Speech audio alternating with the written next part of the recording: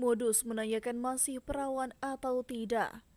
Seorang bapak berinisial J warga Kecamatan Tompaso Baru, Minahasa Selatan tega menyetubuhi anak kandungnya sendiri yang masih berumur 15 tahun. Bukan hanya sekali perbuatan keji itu dilakukan pelaku sudah sebanyak 3 kali. Aksi bejat ayah kandung ini akhirnya terungkap setelah dirinya kembali melakukan aksinya tersebut.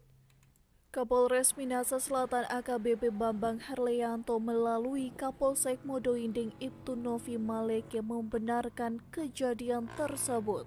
Betul, sempat terjadi perbuatan cabul yang dilakukan oleh ayah kandung terhadap anaknya, yaitu sekitar akhir bulan Mei, di mana pada saat itu pelaku menjemput anaknya di wilayah Kabupaten Mitra untuk dibawa ke wilayah Modoinding, tepatnya Desa Ulur Matus, di mana tempat tinggal orang tuanya.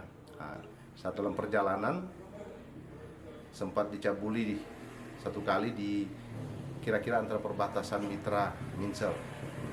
Dan setelah itu datang di Modoinding, kira-kira sekitar 2 minggu juga pelaku mencabuli korban, tepatnya di wilayah Kepolisian Mokobang, wilayah Modoinding. Dan yang ketiga, awal bulan Agustus pelaku juga sempat melakukan cabul, tepatnya di lokasi pasar sayur wilayah Modoinding, tepatnya di Kepolisian Desa Ulur Matus. Setelah menerima laporan dan hasil visum membuktikan adanya perbuatan tersebut, Kapolsek Modoinding didampingi Kanit Reskrim Aibda I Dewa Putu Sukerta langsung mengamankan pelaku di rumah kediamannya.